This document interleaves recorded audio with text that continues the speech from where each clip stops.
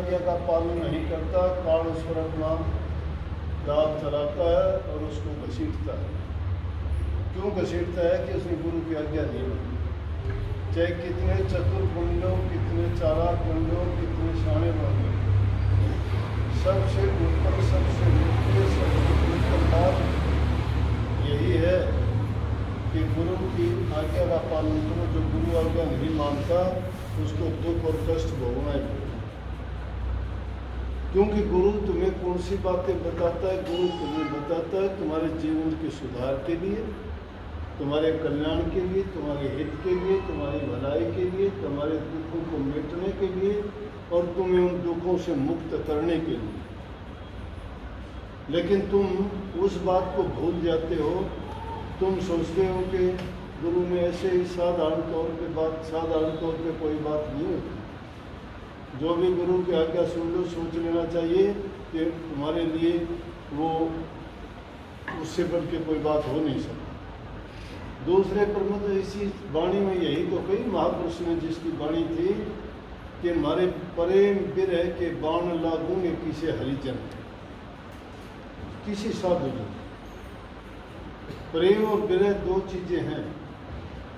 जब विरह इंसान को किसको लगती है? जिसको प्रेम हो। प्रेम किसके साथ हो? दुनियादारी की चीज़ों से करोगे तो उसकी बातों के आपको बाण लगेंगे। लेकिन जो सतगुरु से प्रेम करेगा और उसके विरह जगह की, दर्शन की, उनके वचन सुनने की, उनसे मिलने की, उनके जब विरह दिल में जगेगी और जब उनके वचन सुनेंगे तो उनके वाणी को ये क्या कहा है कि वाणी है उनकी सच्ची, सूची और अमृत भरी। सच्ची इसलिए कि उसमें मिलोनी नहीं है कोई भी, दूसरों के हित की बात है। और सूची कैसे है कि एकदम सत्य है वो, उसमें कोई भी मीन मेख नहीं है। और अमृत भरी क्यों है? कि जिस प्रकार से अमृत का पान करने से इंसान को सारे सुख मिल जाते हैं, सारे आनंद और सुख खुशी मिलती है और सब दुख दूर भाग जाते हैं, इसी प्रकार से उस वाणी का सेवन करने से जीव के सभी कर्म को जाते हैं। इसलिए उसको मैंने सच्ची, सूची और अमृत वाणी का नाम दिया। संतों के मुखारबिंद से निकली हुई वाणी सच्ची भी है, सूची भी है और अमृत भरी है। लेकिन किसको लगेगी वो? किसी हरिजन। हरिजन कौन होता है?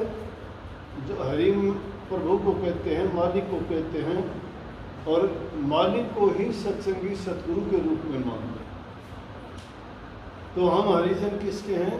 कि परमात्मा के जीव हैं हम सारे के सारे।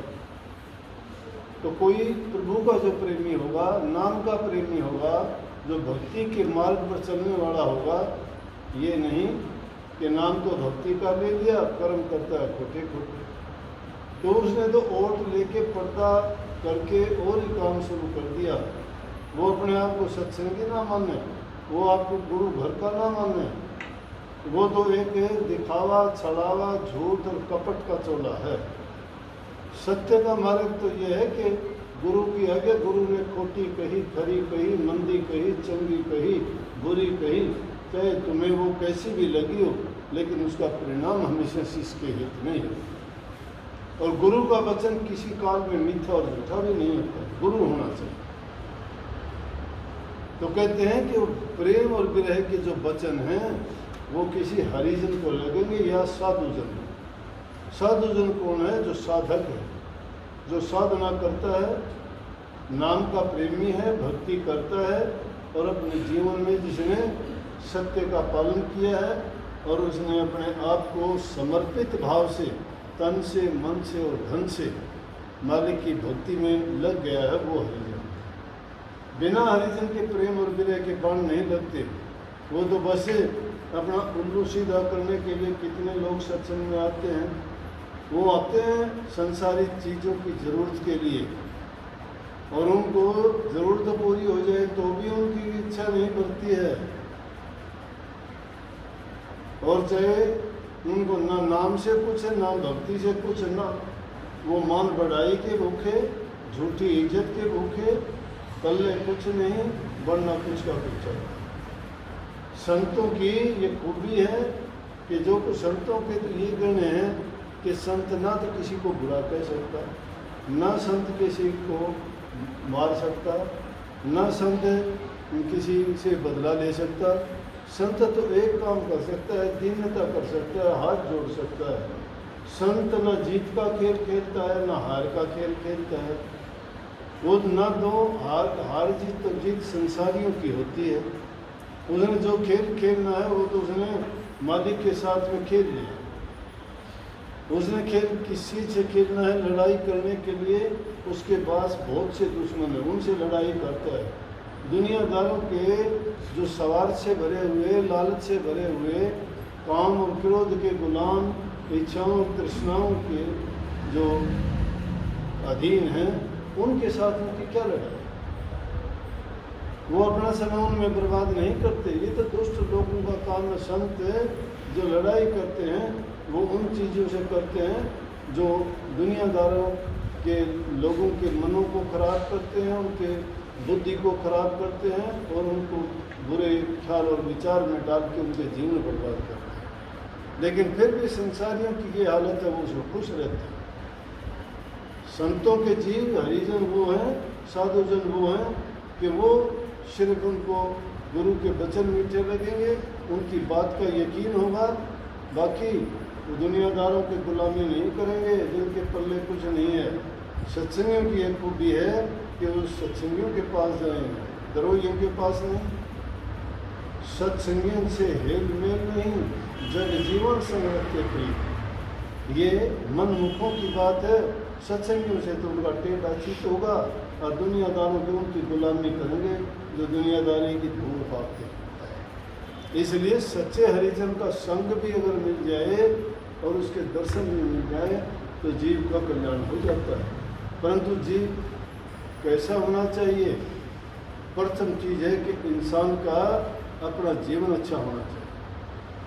अगर उसने अपने जीवन को बुराइयों में ढाल दिया है, बुरी आदतें उसने लगा ली हैं, अगर वो किसी भी ऐसी चीज़ में बंध गया है कि उसका लालच है, सब घरों में तो तुम्हारी शांति नहीं, तुम तुम्हारे भाइयों के नहीं, तुम्हारे माँ बाप के नहीं, तुम्हारी संतान के नहीं, तुम्हारे रिश्तेदारों के नहीं, तुम्हारे अड़ोस पड़ोस में खराब बर्ताव और व्यवहार अच्छा नहीं, तुम्हें देखने मात्र से लोग नफरत करते हैं, तो फिर तुम्हारा जीना क्या है?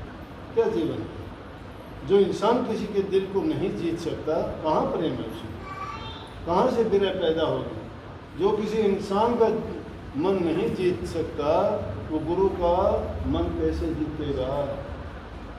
ये तो बहुत नीचे दर्जे किसी की है, दुनियादारों की, घर परिवार की, भाई बंधु की, उनको भी तुम अपने नहीं बना सकते, गुरु को अपना कैसा बना लोगे? इसलिए ये घर से शुरू होता है। पहले अपने चरित्र को ऊंचा उठाना होगा। घरों में प्यार प्रेम शांति रखनी शुरू करो, बूढ़े बुजुर्ग की इज्जत कदर करो, माँ बाप की सेवा करो, ज़रूरतमंद भूखे गरीब की सहायता करो, तन से मन से धन से, और फिर देखो तुम्हें कितना आनंद आएगा। सब भक्ति का आनंद, भक्ति का रस तभी मिलेगा जब आप इन गुणों से भरपूर हो जाओ। और जिसके पल्ले ये नहीं है और फिर वो भक्ति का नाम लेता है, कुछ नहीं है उसके पास। आदमी अपना परिचय अपने आप दे देता है, अपनी जबान से दे देता है, अपने कर्म करने से दे देता है। और जो आदमी किसी की निंदा बुराई करता है, मैं किसी की बुराई तुम्हारे सामने करता हूँ तो तुम्हारी बुराई भी किसी के आगे जाके करूँगा, क्योंकि मेरी ये आदत है। जिस आदमी को जो आदत पड़ जाती है वो हर जगह ऐसा ही प्रयोग करता और किसी का नहीं होता। इसलिए निंदकों से बचो, गुरु से बचो, मनमुखों से बचो, दुनियादारों से बचो, अच्छे काम करो। लेकिन इसका मतलब ये नहीं कि तुम उनका संग साथ ना उनके साथ रहो, लेकिन वो बीमारी तुम्हारे अंदर ना पाओ। दुनिया है, इसमें हर प्रकार के लोगों से बरतना पड़ेगा, उनके साथ रहना पड़ेगा, कार्य व्यवहार भी करने पड़ेंगे।